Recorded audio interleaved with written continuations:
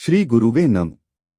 मित्रों, आज हम इस वीडियो में 9 चक्रों के विषय में चर्चा करेंगे। 9 चक्रों में मुख्य 7 ही चक्र है। 2 छोटे चक्रों को छोड़ दिया जाता है। 7 को शक्तिशाली बनाकर अधिक ऊर्जा प्राप्त करने के लिए मन में किसी खास बिंदु को जगाया जाता है और उसी पर एकाग्र हुआ जाता है। इससे रुद्र की गणेश तरंगे उस भाव के चक्र पर स्थिर हो जाती हैं। जैसे जैसे मन एकाग्र हो जाता है, वहाँ क्रिया तेज और तेज होती चली जाती है और उससे इस चक्र में उत्पन्न होने वाली ऊर्जा का गुण बढ़ जाता है। इसी बढ़ी हुई ऊर्जा को शरीर अपने छिद्रों एवं हथेलियों के बीच से निकालता है। इसी ऊर्जा को ही तंत्र में नियंत्रित करके लक्ष्य पर भेजने से चमत्कार होता है।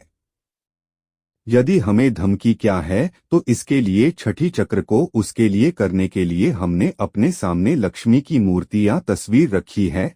अब हुआ यह कि आप एक विशेष भाव की तस्वीर देख रही हैं और कान में उसी भाव का कंपन हो रहा है। इससे रुद्र की तरंगे अपनी प्रकृति के अनुसार छठे चक्र से टकराएंगे और वह सक्रिय हो जाएगा। वहां से नारंगी रंग की वह तरंगे बनने लगेगी, जिनका गुण है कि वह शरीर या नाभिक के लिए उपयोगी तरंगों को बाहर से खींचकर संग्रहित करें। इसी कारण वैदिक ऋषि इन तरंगों को ब्रह्मा कहते थे। निर्माण इसी से होता है। फिर साधक इसी पर ध्यान को लगाकर इसमें डूबता चला जाता है और तेज गति से सक्रिय होता छठा चक्र सामान्य से सैकड़ों गुना ब्राह्मी तरंगों को उत्पन्न करता चला जाता है और यह तरंगे मन को अपने आकर्षण में बांध लेती हैं। मन की प्रवृत्ति ही संग्रह की हो जाती है और लाभ होता है। हवन अनुष्ठान में जो सामग्री प्रयुक्त की जाती है, वह बाहर हवा में इन तरंगों को उत्पन्न करने लगती है। क्योंकि वह जलती है, इससे उनका कुछ हिस्सा जलकर तरंग बन जाता है। इसी से आवेशित होने के कारण हवन की रात चरणामृत उसके धुएं को भी चमत्कारी माना जाता है।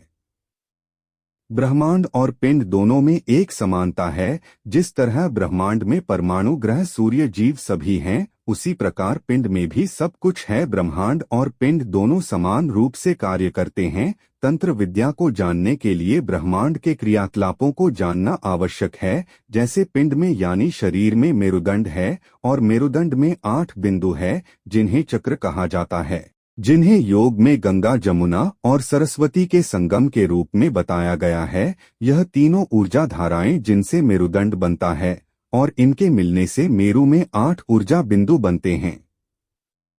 यह शिवलिंग जैसी आकृति होती है जो निरंतर रति में रहती है। यानी शिवलिंग का लिंग और योनि त्रिभुज यानी घन और ऋण त्रिभुज आगे पीछे होते रहते हैं। इनकी गति पिस्टन की तरह होती है। इससे ऊर्जा तरंगों की बौछार होती रहती है। प्रत्येक शिवलिंग से निकलने वाली ऊर्जा तरंगे दूसरे से भिन्न होती हैं। इनके रंग, इनकी सूक्ष्मता, गति, आकृति एवं इनके गुणों में भी अंतर होता है।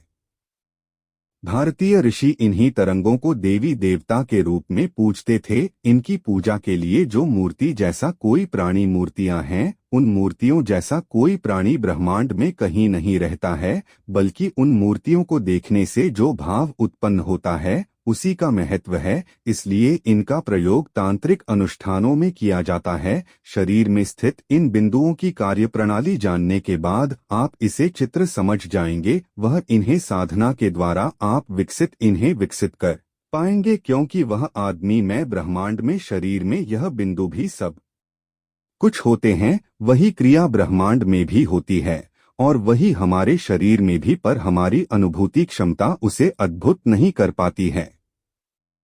साधना के द्वारा ही इनके करों को विकसित करके इनकी कार्यप्रणाली जो कंप्यूटर की भांति काम करती है, उसे हम जान पाते हैं। जिसमें हमारी खोपड़ी का अगला भाग जो कुछ उमरा हुआ सा होता है, उससे निकलने वाली ऊर्जा तरंगे जिन्हें वाममार्गी, रुद्र, अघोरी, हकिनी, वैदिक ऋषि, विश्वदेव एवं योगी आज्ञा तरंगे कहते हैं।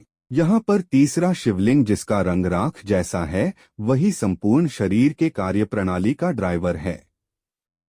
इससे निकलने वाली रजत रंग की तरंगे, ज्ञान की तरंगे अत्यंत शक्तिशाली होती हैं और ड्राइवर की भांति काम करती हैं और इनको नियंत्रित करती है। रुद्र की तरंगे, जीव की आंखें, उसके कान, नाक आदि इन्हीं तरंगों से उत्पन्न होते हैं। अब होता यह है कि आप जब आंखों से किसी वस्तु को देखते हैं या कानों से कोई शब्द सुनते हैं, तो आपके मन में एक भाव उत्पन्न होता है और यही भाव तुरंत नाभिक पर जाता है और रुद्र का चक्र उस भाव के अनुरूप अपनी गणेश तरंगों को उस भाव से संबंधित चक्र पर प्रेषित करता है। जैसे ही वह तरंगे उस चक्र से टकराती हैं, वहां की गति तेज हो जाती है और उस भाव की तरंगे उत्पन्न होने लगती हैं। उन तरंगों से शरीर अवशोषित हो जाता है। आपने कोई फूल देखा, फूल को देखने से रुद्र की तरंगे गणेश तरंगों को कोमल भाव वाले चौथे चक्र में फेंकती हैं और यहाँ क्रिया होने लगती है और सरस्वती की तरंगे उत्पन्न होती हैं। इससे मन के कोमल भाव की अनुभूति होती है और उस भाव की तरंगों को मस्तिष्क के चक्र पर भेजता है। मस्तिष्क अपने पूर्व संचित ज्ञान से उस भाव का विश्लेषण करता है और अपनी तरंगों को रुद्र पर भेजता है। इस रुद्र चक्र को उस फूल की पहचान हो जाती है। वह पुनः अपनी तरंगे नाभिक यानी जीवात्मा को भेजता है और जीवात्मा जैसा चाहती है वैसा बताती है। यह रुद्र चक्र जीवात्मा की उस कामना के अनुरूप शरीर की क्रिया के लिए विभिन्न चक्रों पर गणेश तरंगों को भेजती है और शरीर फूल को प्राप्त करने के लिए क्रिया करने लगता है।